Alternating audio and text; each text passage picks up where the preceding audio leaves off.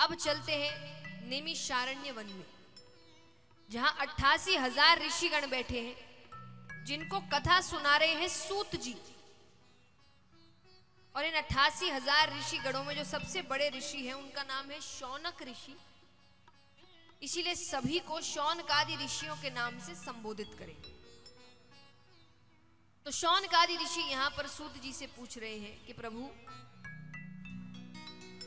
अज्ञान ध्वंत विदवंशा कोटि सूर्य समप्रभा सूताख्या ही कथा सारम मम कर्णे रसायनम। वो कह रहे हैं कि हम अज्ञानी हैं, पर आप में एक नहीं, दो नहीं, करोड़ों सूर्यों के समान ज्ञान रूपी प्रकाश है। तो हमें बताइए कि कलयुग के जो जीव है उनका कल्याण कैसे हो। सूत जी बताते हैं, काल व्याल मुख ग्रास त्रास निर्नाश हेतवे श्रीमद् भागवतम शास्त्रम कलोकिरेन भाषितम।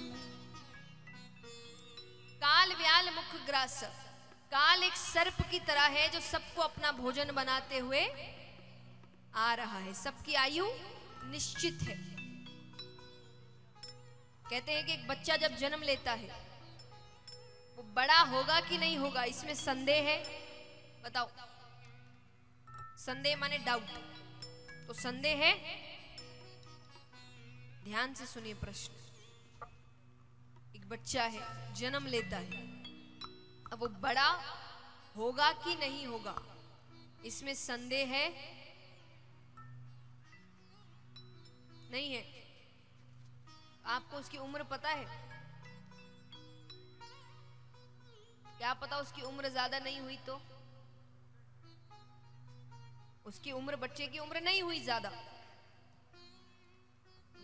बड़ा नहीं हुआ, कुछ समय बाद ही बुलावा आ गया, उम्र तो किसी की पता नहीं ना, तो संदेह है।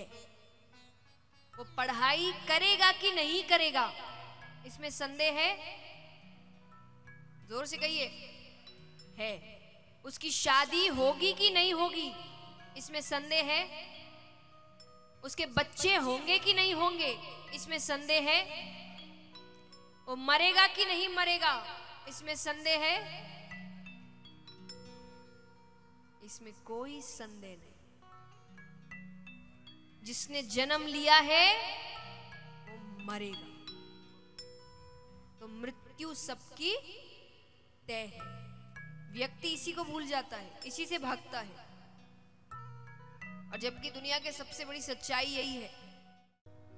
तो उन्होंने 3 बातें बताई कि अगर कल्याण करना है तो इन 3 बातों का, 3 शब्दों का ध्यान रखना। देखिए, उन्होंने तो भगवान के लिए कहा, और जब आप चीजों को समझने की कोशिश करते हैं तो भगवान का ज्ञान आपको जिंदगी में भी आगे बढ़ने के लिए मदद करता है। तो आप कोई भी क्षेत्र उठाइए, ये 3 शब्द आपको सफल बना देंगे, आपके काम में भी, रिश्तों, हर जगह। तो सबसे पहला शब्द है श्रवण, सुनना। सुनना जरूरी है। अब भगवान के क्षेत्र में कहे तो कथा सुनना। ग्रहण कब करोगे? जब सुनोगे। तो कथा सुननी पड़ेगी, भजन सुनने पड़ेंगे, कथाएं सुननी पड़ेगी। लेकिन दूसरे क्षेत्र में कहे तो ये भी सुनना पड़ेगा। आज हर व्यक्ति बोलने में लगा है, कोई किसी को सुनना पसंद। आप किसी को एक ज्ञान की बात बताइए, वो 4 और बताएंगे। कोई सुनने को तैयार नहीं। मुझे लगता है समय ऐसा आ रहा है कि आज सिर्फ कथा ही सुन रहे लोग, बाकी तो बोलना ही बोलना है सबको।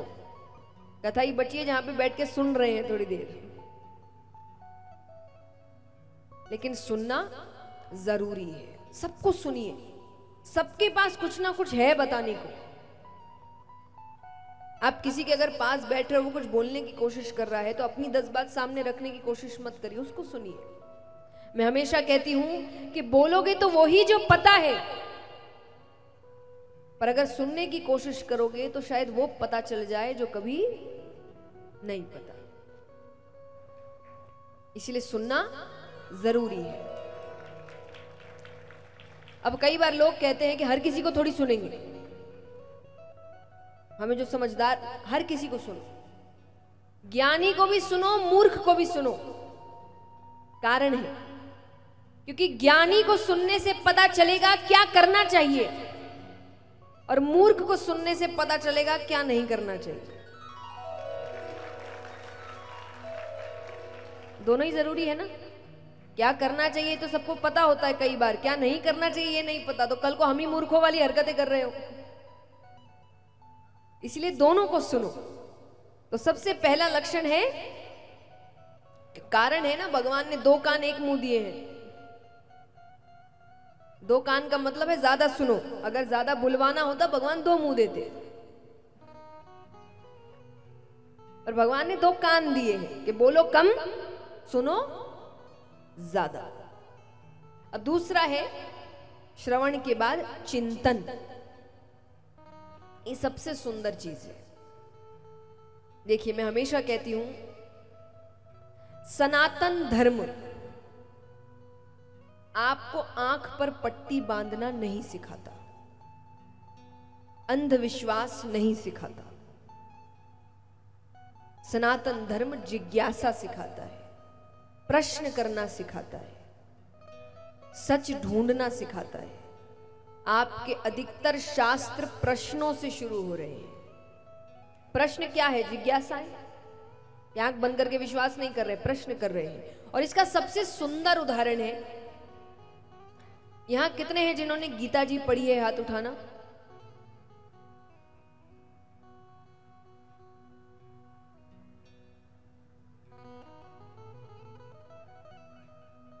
अच्छी बात है, इतने कम हाथ उठ रहे हैं। आपको पता है ना, हम अकेले हैं जो अपने शास्त्र नहीं पढ़ते, बाकी सब पढ़ते हैं, बचपन से पढ़ते हैं, जो बहुत अच्छी बात है। हम अकेले हैं जो नहीं पढ़ते, घर में सबके होगी, बस रखेंगे हाथ जोड़ेंगे। एक निवेदन है, इन 7 दिनों में अगर आपको मेरी कही कोई भी बात भी अच्छी लगे, कथा थोड़ी भी अच्छी लगे, तो पहला काम अगर आप कुछ कर सकते हैं तो जाकर गीता जी पढ़िए। सबसे निवेदन है, ठीक है? चलिए, पढ़ा नहीं, पता तो होगा उसमें क्या है। क्या है? सर हिलाओ खा लिया, बताइए गीता जी में क्या है? भगवान और अर्जुन के बीच बातें हो रही हैं। अर्जुन क्या कर रहे हैं?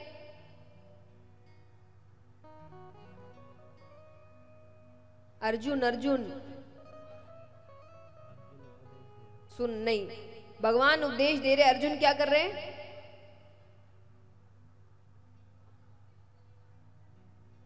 और सोचो, दिमाग लगाओ। अर्जुन क्या कर रहे हैं? नहीं और नहीं, प्रश्न कर रहे हैं।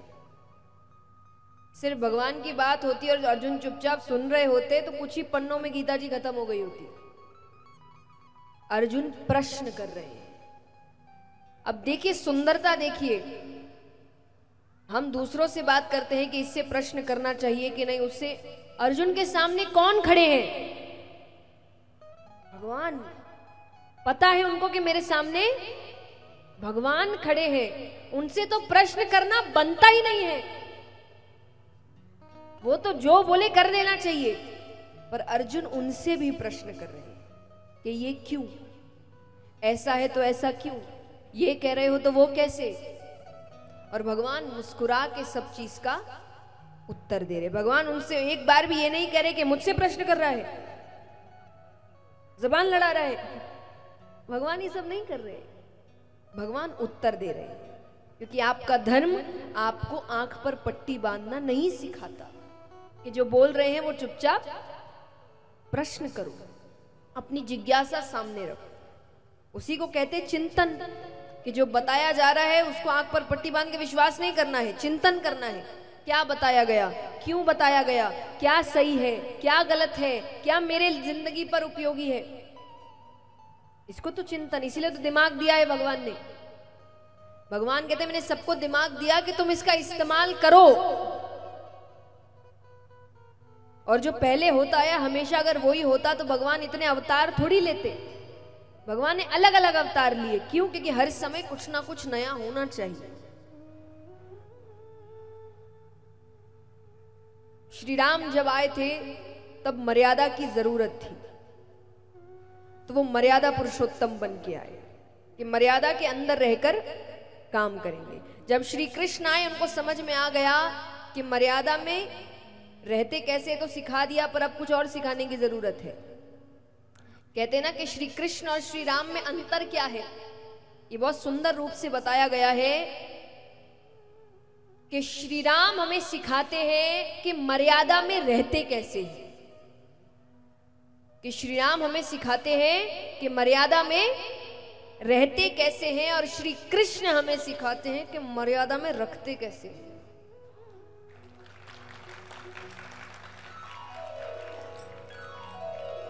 श्री राम कहते हैं तुम कितने ही बुरे बन जाओ मैं अच्छा ही रहूंगा।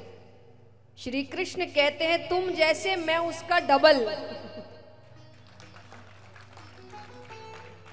तुम अच्छे तो मैं डबल अच्छा, तुम बुरे तो मैं तुमसे ज्यादा बुरा। तो जैसे जैसे जिस समय की मांग थी भगवान ने वैसा अवतार लिया है। तो इसके पीछे सीख क्या है कि जब जिस चीज की जरूरत हो वैसा बदलाव होना चाहिए। वो बदलाव कौन लाएगा? आप लाएंगे।